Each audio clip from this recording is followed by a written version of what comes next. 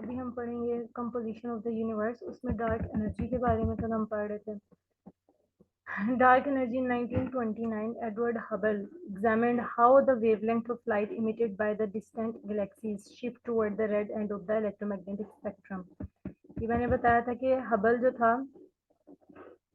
वो अजराम फल्की की स्टडी करता था। उसने 1929 के अंदर ये एग्जामिन किया कि वेवलेंथ होती है लाइट की, डिफरेंट तरह की वेवलेंथ होती है, खसूसियात तो समझ लें आपके, उनको वेवलेंथ कहते हैं। जब वो डिस्टेंट बहुत दूर की गैलेक्सीज से लाइट की वेवलेंथ जो है किस तरह रेड शिफ्ट की तरफ चली जाती है। इलेक्ट्रोमैग्नेटिक स्पेक्ट्रम की ना डिफरेंट शिफ्ट्स होती हैं, डिफरेंट कलर्स होते हैं इलेक्ट्रोमैग्नेटिक स्पेक्ट्रम के। जैसे रोशनी के हमें 7 कलर्स नजर आते हैं ना, उसी तरह इलेक्ट्रोमैग्नेटिक स्पेक्ट्रम के अंदर कलर्स होते हैं। तो जो डिस्टेंट गैलेक्सीज, बहुत दूर की गैलेक्सीज से जो वेवलेंथ हमारे पास पहुंचती है ना, वो रेड शिफ्टेड होती हैं, यानी इलेक्ट्रोमैग्नेटिक स्पेक्ट्रम जो है उसके रेड एंड की तरफ चली जाती हैं। ही फाउंड दैट फेंटर, ये मैं आपको कल बता चुकी थी कि उसको ये फेंटर नजर आई।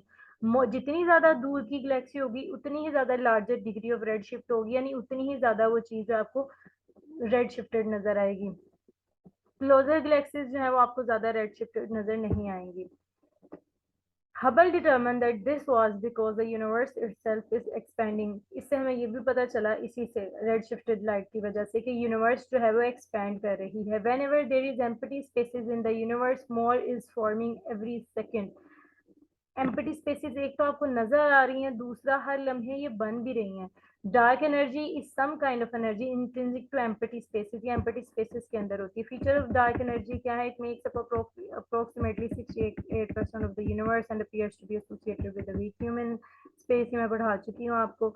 It is evenly distributed through the universe, universe के अंदर ये इवनली डिस्ट्रीब्यूटेड होती है। Even distribution means that dark energy does not have local gravitational effect. इसका कोई लोकल ग्रेविटेशनल इफेक्ट नहीं होता, मगर इसका यूनिवर्सल ग्लोबल लेवल के ऊपर इफेक्ट होता है। This leads to repulsive force which tend to accelerate the expansion. जिससे ये पता चला कि एक्सपेंशन जो है वो हो रही है और मजीद होती रहेगी। Composition of the universe, ideas to explain dark energy. Empty spaces has its own energy, इसकी कोई ना कोई एनर्जी है एम्प्टी स्पेसेस की। डार्क एनर्जी को एक्सप्लेन करने के लिए डिफरेंट आइडियाज हैं। Idea of Einstein in 1917, idea of cosmological constant, a force that counteract force of gravity. एक ऐसी फोर्स जो फोर्स ऑफ ग्रेविटी के काउंटर होती है, उसके ऑपोजिट होती है। आइडिया ऑफ वर्चुअल पार्टिकल्स, मैंने आपको बताया था दुनिया जब बनी थी, बिग बैंग हुआ था, एंटी पार्टिकल्स और पार्टिकल्स वजूद में आए थे, फिर दोनों ने एक दूसरे को डिस्ट्रॉय किया था, जो बच के पीछे वो आज यूनिवर्स है। The energy from these particles could be dark energy. कहते हैं ये हो सकता है, एक आइडिया है कि वर्चुअल पार्टिकल्स जो हमें नजर नहीं आ रहे हैं, जो नथिंगनेस से पैदा होते हैं, नथिंगनेस की तरफ ही चले जाते हैं। इट इज अननोन एनर्जी, ये फ्लूइड भी हो सकती है, फील्ड भी हो सकती है, एनर्जी भी हो सकती है, हम इसके बारे में कुछ कह नहीं सकते। डार्क एनर्जी, ब्लैक होल क्या होता है आपको मैंने डार्क एनर्जी दिखाई दी है। Black hole, it is a place in space where gravity pulls so much that even light can not get out. Gravity इतनी ज्यादा होती है, मैंने आपको शुरू में बताया था कि इसमें से लाइट भी नहीं गुजर सकती। स्पीड ऑफ लाइट से एक चीज जा रही है, मतलब लाइट ही जा रही है, तो इसके ब्लैक होल के जब ऊपर से गुजरेगी वो ब्लैक होल के अंदर चली जाएगी, इतनी ज्यादा ग्रेविटी है इसकी। Because no light can get out, people can not see. उसमें से कोई भी, कहते हैं लाइट जब निकलती है इसलिए लोग नहीं जान सकते कि ब्लैक होल के अंदर क्या है। टाइप्स ऑफ ब्लैक होल क्या है? Black hole equal to the size of an atom भी हो सकता है। Has mass of a large mountain तक भी उसका साइज हो सकता है। Stellar has mass 20 times more than the mass of the sun. Stellar होते हैं, उनका मैस जो है वो 20 टाइम्स ज्यादा होता है सन के मैस से।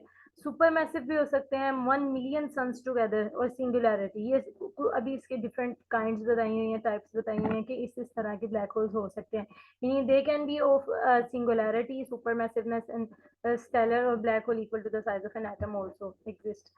A singularity or gravitational insingularity is a point at the very center of a black hole। कहते हैं centre of the black hole के ऊपर एक सिंगुलैरिटी और ग्रेविटेशनल सिंगुलैरिटी का एक पॉइंट होता है। It is an one dimensional point that contains enormous amount of mass in an infinitely small space. जैसे इन्फिनिटली स्मॉल हमारे पास सिंगुलैरिटी थी जिससे पूरी दुनिया बनी, फिर आप सोच लें उसी सिंगुलैरिटी को आप अज्यूम कर लें कि वन डायमेंशन में है, एक ही डायमेंशन में वो चीज़ों को खींचते अपनी तरफ। अमाउंट ऑफ मैस जो है इन्फिनिट स्पेस जो है उसके अंदर ये इन्फिनिटली स्मॉल स्पेस के अंदर amount of enormous amount of mass होगा। इवेंट होराइजन, और black hole event horizon is the outer most, जैसे हमने सन का होराइजन पढ़ा हुआ है, outer most boundary. This is the point eight which the gravitational force precisely overcomes lights ability. कहते हैं ये वो पॉइंट होता है होराइजन। होराइजन वैसे भी किसी चीज की पीक हाइट को कहते हैं ना, तो वो वही कह रहे हैं कि आउटर मोस्ट बाउंड्री होगी, आप इसके नाम से इसको याद रख लें। This is the point eight which the gravitational force precisely overcomes light. कहते हैं ये वो है जहाँ पर और लाइट की जो ग्रेविटेशन है उसको ये अपनी तरफ खींच लेता है अपनी ग्रेविटी की वजह से। तो इस वजह से लाइट जो है वो ब्लैक होल की पुल से बाहर नहीं जा पाती, ब्लैक होल उसको अपनी तरफ खींच लेता है। This is a point of no return, कोई भी चीज यहाँ से वापस नहीं आती, beyond which it is impossible to escape the gravitational effect of the black hole. Black hole के ग्रेविटेशनल इफेक्ट से आप बाहर नहीं निकल सकते। Formation of black hole, life of a massive star. Stars more than 6 times as massive as our sun are called massive stars। हमारे सूरज से जो 6 times बड़े होंगे उनको massive stars कहते हैं। Massive star has short lifespan that the sun or other low mass stars। इसका सूरज की निस्बत थोड़ा लाइफ टाइम होता है और दूसरे लो मैस के जो स्टार्स होते हैं ना उसकी निस्बत भी ये इसका लाइफ टाइम कम होता है। Hydrogen is the core of a massive star is used up with such. अच्छा कहते हैं कि ये हाइड्रोजन से मेनली हाइड्रोजन से मिलकर बना होता है। 50 से 100 मिलियन सालों के बाद इसके अंदर कोई भी हाइड्रोजन नहीं रहती, किसी भी मैसिव स्टार के अंदर हाइड्रोजन नहीं रहती। इस वक्त के ऊपर ये जो है वो कोलैप्स कर जाता है और स्टार जो है 1000 times greater than its original size बन जाता है, जिसको हम सुपर जायंट कहते हैं। With the passage of time the super joint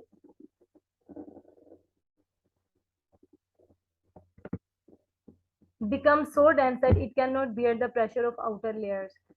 वक्त के साथ साथ जो है with the time of passage of time super giant जो है वो इतना ज्यादा उसकी डेंसिटी हो जाती है कि it can not bear the pressure of outer layers, के वो अपनी ही आउटर लेयर्स का प्रेशर बर्दाश्त नहीं कर सकता।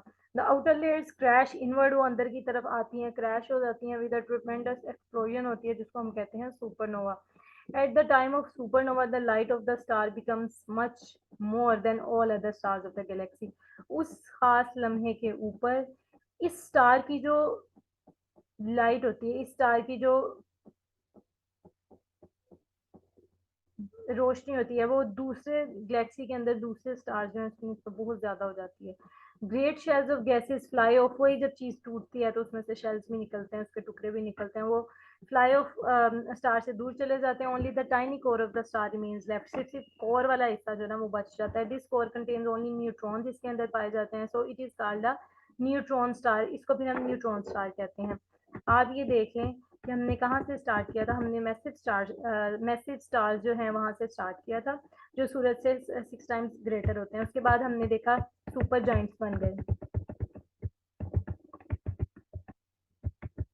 और जो मैसिव स्टार्स हैं उसके अंदर हाइड्रोजन बहुत ज्यादा होती है, हाइड्रोजन इनके कोर के अंदर होती है और 100 बिलियन सालों के बाद हाइड्रोजन जो है वो लेफ्ट, कोई भी हाइड्रोजन लेफ्ट नहीं रहती उसके अंदर, वो कोलैप्स कर जाता है, सुपर जाइंट बन जाता है और बहुत बड़ा बन जाता है साइज के अंदर।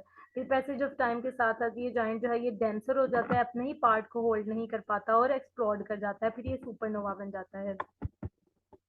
उसके बाद ये न्यूट्रॉन स्टार बन जाता है। इट इज एक्सट्रीमली डेंस, ये बहुत डेंस होता है। Sometimes after the supernova explosion the massive star becomes a black hole. Supernova की जब एक्सप्लोजन होती है तो ये मैसिव स्टार जो है कहते हैं ये बन सकता है ब्लैक होल। ये आपको ब्लैक होल नजर भी आ रहा है। का फोटोन स्फेयर है जहाँ पे लाइट नजर आ रही है। इवेंट होराइजन है जो बिल्कुल आखिरी पोर्शन है, सिंगुलैरिटी बीच में ब्लैक वाला।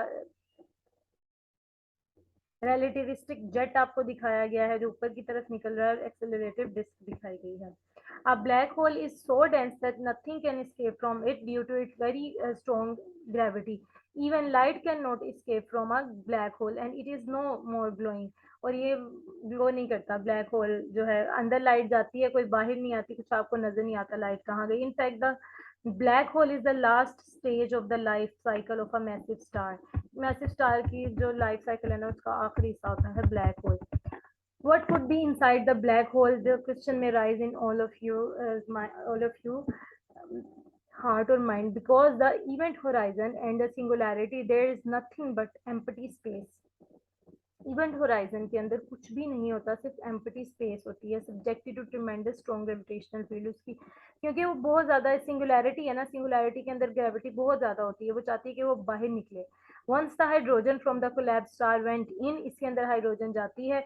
The theory of gravity tells that it got squeezed into a singularity, gravity उसके अंदर जाती है, चीजें एक दूसरे के पास आएंगी, क्या बन जाएंगी, singularity at the center, and nobody knows what it's really like, कोई भी नहीं जानता कि ये किस तरह होगी, although it's certainly not hydrogen anymore, लेकिन जैसे मैंने पहले बताया आपको कि जरूर इसके अंदर हाइड्रोजन नहीं होगी, मजीद हाइड्रोजन, वो हाइड्रोजन यूज हो चुकी होगी या पीछे कुछ भी नहीं बचेगा, हाइड्रोजन उसमें से रिमूव हो चुकी होगी। Event horizon telescope project Messier 87 galaxies, event horizon कहते हैं टेलीस्कोप प्रोजेक्ट के जरिए से इसको देखा गया, इसका इवेंट होराइजन जो मैंने आपको भी डायग्राम दिखाई थी, मैसियर 87 गैलेक्सी, ये 87 गैलेक्सी से ज्यादा मैसियर हो सकता है, बड़ा हो सकता है। The bright ring visible in all of these images is the black hole acceleration disc, अभी मैंने आपको ये डिस्क भी दिखाई थी, ये देखें यहाँ पर,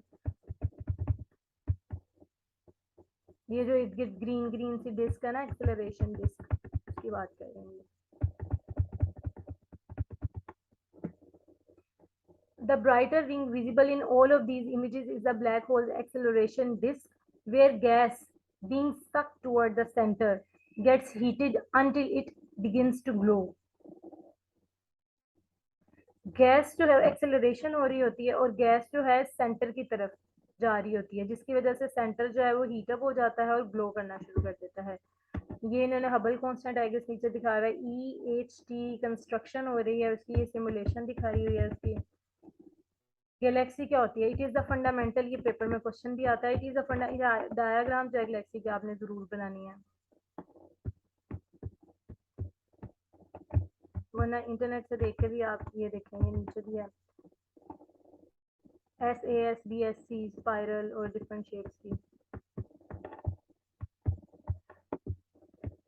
it is the fundamental unit of the universe, यानी बुनियादी यूनिवर्स का जो यूनिट है जिससे मिलकर यूनिवर्स बनी हुई है वो है गैलेक्सी।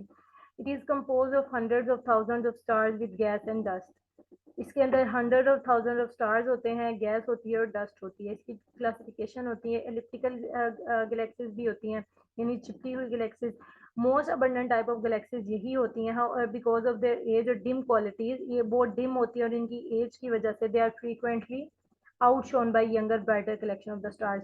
लेकिन जो younger brighter collection of stars है, यानी जो ज्यादा चमकते हुए सितारे हैं, वो इस मध्यम गैलेक्सी को इग्नोर करने में हमारी मदद करते हैं, हम इनको इग्नोर कर देते हैं और हमें सितारे जो ज्यादा नजर आते हैं। E0 से लेकर E7 तक गैलेक्सीज हैं। उसके बाद दूसरी जो काइंड आ जाती है वो स्पाइरल गैलेक्सी की आ जाती है। The star gas and dust are gathered in spiral arms, उनकी आर्म्स जो होती हैं वो स्पाइरल होती है, जैसे डायग्राम में दिखाया गया है। That spread outward from the Galaxy centre, Galaxy के सेंटर से आउटवर्ड जा रही है। आपने इसी तरह ही डायग्राम पेपर में बनानी है, otherwise you are not going to make your paper distinguish from other participants. Classification on the basis of how tightly wound spiral arms, अब इनके स्पाइरल आर्म्स जो है वो कितने टाइटली वाउंड होंगे इसके ऊपर डिपेंड कर रही होती है इनकी क्लासिफिकेशन। ये देखें, थर्ड वाली जो है बिल्कुल लूजली बाउंड है, दरमियान वाली भी मॉडरेट बाउंड है, और जो फर्स्ट वाली SA है वो टाइटली बाउंड है। इरेगुलर गैलेक्सीज भी होती हैं, नो पर्टिकुलर शेप, नाम से पता चलता है कि वो उनकी कोई पर्टिकुलर शेप नहीं होंगी। Smallest galaxies and full of dust and gas, star formation because of the presence of gas and dust. इसके अंदर स्टार्स बनते हैं क्योंकि इनके अंदर मैंने पहले इनकी डेफिनेशन में आपको बताया था कि गैसेज एंड डस्ट होती है। The milky Way Galaxy, spiral Galaxy, अब मिल्की वे गैलेक्सी इसकी एग्जांपल है। Spiral Galaxy it is 1 lakh light years in diameter, इसका डायमीटर कितना है, 1 लाख लाइट ईयर्स ट्रेवल करो तो ये बनती, इसका डायमीटर बनता है। The milky way is not alone in the sky, ये स्काई के अंदर अलोन नहीं होती, it's part of collection of other galaxies called the local group. तो लोकल ग्रुप आपको बहुत ज्यादा MCQs में आ सकता है। ये milky way is not alone in the sky, ये स्काई में अकेली नहीं होती, it's part of collection of other galaxies, ये दूसरी गैलेक्सीज की जो कलेक्शन होती है ना उसका हिस्सा होता है, कॉल्ड द लोकल ग्रुप, जिसको लोकल ग्रुप कहा जाता है। यानी कि गैलेक्सीज के डिफरेंट ग्रुप्स होते हैं, उनके अंदर एक मिल्की वे गैलेक्सी होती है। Its diameter is 150 light years, ये इंपॉर्टेंट MCQ है। मोर देन 200 बिलियन स्टार्स जो हैं, ये भी MCQ आ सकता है, लेकिन पहले वाला ज्यादा इंपॉर्टेंट है। मिल्की वे गैलेक्सी का जो डायमीटर है, nearest galaxy to Milky Way galaxy Andromeda galaxy है। ये आपको डिफरेंट, ये आपने पेपर में ड्रॉ भी करने हैं। रोटेशन, इसकी शो की हुई है, सन है, ओरियन है, फाइंगस है, परसियस है, सेजिटेरियस है, सेंटोरस है। सोलर सिस्टम क्या होता है? Tiny part of Galaxy and ये गैलेक्सी का बहुत स्मॉलर पार्ट होता है। कंसिस्ट ऑफ अ सन होता है इसके अंदर, और other objects travel around it, जैसे हमारी है अर्थ है, अर्थ मूव कर रही है सन के गिर्द। अर्थ जो होती है third planet of solar system है। Distance from sun is 1 AMU, one sorry astronomical unit. Distance from sun is 1 astronomical unit. Diameter of earth is 12,756 kilometers. Rotation period of 23 hours 56 minutes and 4 seconds. Very important MCQ. Year consists of 365.25 days. 365 दिन का हमारे पास दिन होता है, साल होता है यहाँ पर। Average temperature 15 degree Celsius, but we are not thankful and we are not grateful to ourselves because we have managed our earth to have that much temperature since the industrial revolution. So we are not thankful to us because we have deteriorated our planet with the disastrous climate change conditions. That is why we are having floods in Sindh right now, and Tonsa and DG Khan areas. So we should not be thankful to ourselves because we are deteriorating our own home, our own planet. फिर दूसरी दुनिया ढूंढनी है आपने। One moon, fifth largest planet, एक moon है इसका और पांचवा बड़ा प्लैनेट है ये सोलर सिस्टम का। सोलर सिस्टम जो है उसके अंदर हमारे पास एक सन भी होता है। सन जो है वो लार्जेस्ट ऑब्जेक्ट है in the solar system. Mass is more than 99.8% total mass of solar system. Composition of sun 78% hydrogen है, 28% हीलियम है एंड 2% मेटल्स हैं। Radius is 432,468 mile. सन का वॉल्यूम जो है वो आप देख लीजिएगा अर्थ के वॉल्यूम से कितना बड़ा है, उसके हिसाब से लिखा हुआ है। 3 पार्ट्स ऑफ द सन होते हैं, core, radiative zone and convective zone. नाम से ही पता चलता है। कोर जो है सबसे बीच वाला हिस्सा होगा, उसके बाद रेडिएटिव, इन्होंने शो भी कराया हुआ है क्रोमोस्फेयर। कोरोना, कोरोना तो वैसे किसी को भी नहीं भूलने वाला। कोरोना सबसे आउटर मोस्ट पार्ट होगा हमारे पास, ठीक है। उसके बाद क्रोमोस्फेयर है हमारे पास, उसके बाद है फोटोस्फेयर, लाइट जहाँ से निकलती है, सब surface flows, radiative zone, convective zone, inner core, और उसके बाद इंटरनल स्ट्रक्चर आ गया। उसका इंटरनल स्ट्रक्चर के अंदर ही आ जाती है हमारे पास इनर कोर आ जाती है, फिर रेडिएटिव जोन आ जाता है, यानी कोर से रेडिएशन निकल रही है रेडिएटिव जोन तक। रेडिएटिव जोन की वजह से जो हीट वगैरह है वो कन्वेक्टिव जोन के अंदर जाती है। आपको पता है कन्वेक्शन का फिनोमिना ही बोलते हैं। The core of the parts of the sun, the core of the sun is considered to extended from the center to about 25% of the solar radius. Solar radius से 25% तक आगे चले जाएं तो आपके पास core होती है, has density of about 150 times the density of water. इसकी डेंसिटी जो है वो पानी की डेंसिटी से 150 गुना ज्यादा होती है, यानी काफी थिक होती है, इसलिए लावा वगैरह आप देखते हैं ना थिक होता है। The core is the only section of the sun that produces heat through fusion. इसमें फ्यूजन रिएक्शन के जरिए से हीट पैदा होती है, यानी जो एटम्स जो हैं वो आपस में फ्यूज होते हैं, मिलते हैं द टेम्परेचर, और फिर उसके नतीजे में क्या बनती है हमारे पास हीट पैदा होती है। The temperature is 15 million degree Celsius. At this temperature nuclear fusion occurs turning 4 hydrogen nuclei into a single helium nucleus. 4 hydrogen के न्यूक्लियाई मिले तो एक हीलियम क्या न्यूक्लियस बनता है हमारे पास, और बहुत ज्यादा एनर्जी जो है वो खारिज होती है। बेसिकली जो हम एटॉमिक बॉम्ब्स बनाते हैं, the bombs have same phenomena that is occurring in sun, and the phenomena is called fusion reaction. So we have to stop the the fusion reaction by some kind of bars in between the accelerated particles that are being made in the nuclear sector where we are having our nuclear program. The temperature is 15 million degrees Celsius. At this temperature nuclear fusion occurs. इस temperature के ऊपर जो है nuclear fusion occur होती है। The radiative zone from 25 से 70% तक आ जाता है of the solar radius. Its name is derived from the way energy is carried outward through this layer. इस लेयर के जरिए से एनर्जी किस तरह बाहर की तरफ जाती है इसके ऊपर ये डिपेंड कर रहा होता है। Carried by photons as thermal radiation.